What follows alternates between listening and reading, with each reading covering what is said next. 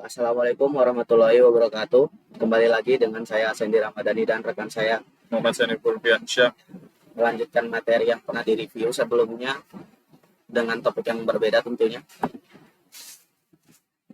Dan dengan job description-nya sama masih Muhammad Sani Purbiansyah mencari materi untuk direview dan saya pembuatan slide presentasi. Topik yang akan dibahas kali ini adalah yang pertama itu ada data penelitian, yang kedua ada penyajian data, yang ketiga ada analisis data meliputi deskriptif dan induktif, yang keempat ada kesimpulan. Dimulai dari topik yang pertama yaitu data penelitian. Sudah pernah dibahas sebelumnya namun saya akan ulang lagi. Penelitian ini menggunakan pendekatan kuantitatif dengan sampel sebanyak 80 mahasiswa Universitas Jambi yang dipilih menggunakan rumus Lovin dan data dikumpulkan melalui kuesioner offline yang disusun berdasarkan 4 dimensi webcam, yaitu usability, functionality, reliability, dan efisiensi, serta telah melewati tahap uji coba atau pilot test untuk memastikan validitas dan reliabilitas instrumen.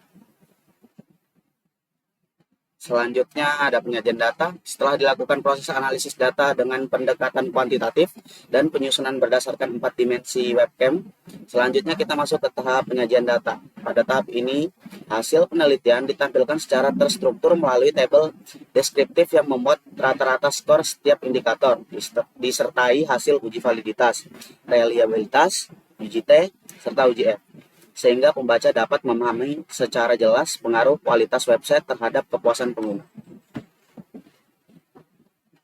Kemudian materi selanjutnya akan diambil alih oleh teman saya, Muhammad Sani Pauliansa. Oke, saya ambil alih. Ini ada analisis data ya.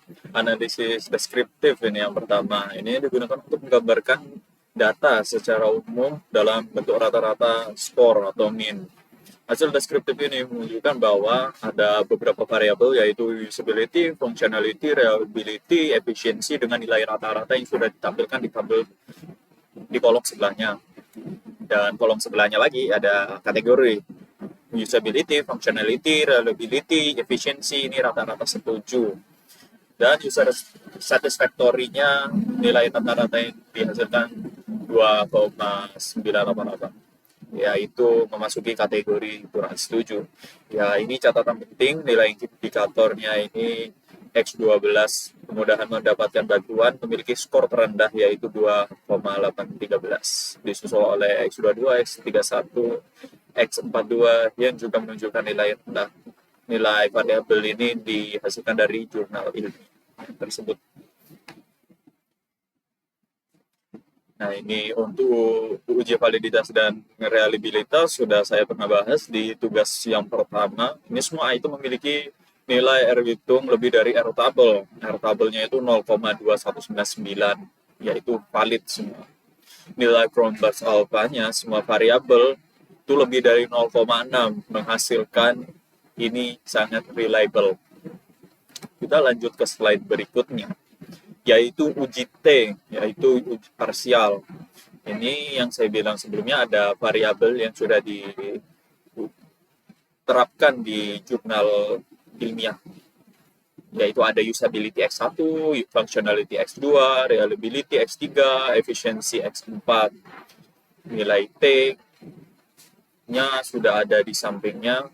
Untuk usability berpengaruh signifikan, functionality berpengaruh signifikan, dan X3 dan X4-nya juga berpengaruh signifikan. Uji F, yaitu simultan, nilai F sama dengan 74,335, lebih dari F tabel, sama dengan 2,49. Signifikansi sama dengan 0, kurang dari 0,05.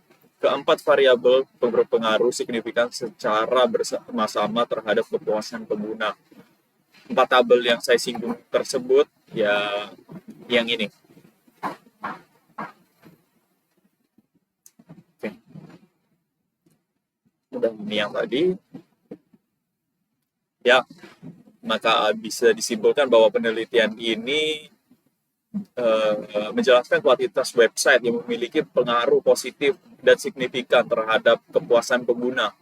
Namun, perlu adanya perbaikan pada beberapa aspek dengan skor rendah, yaitu di bagian fitur bantuan, navigasi halaman, tautan yang valid, dan kesesuaian informasi.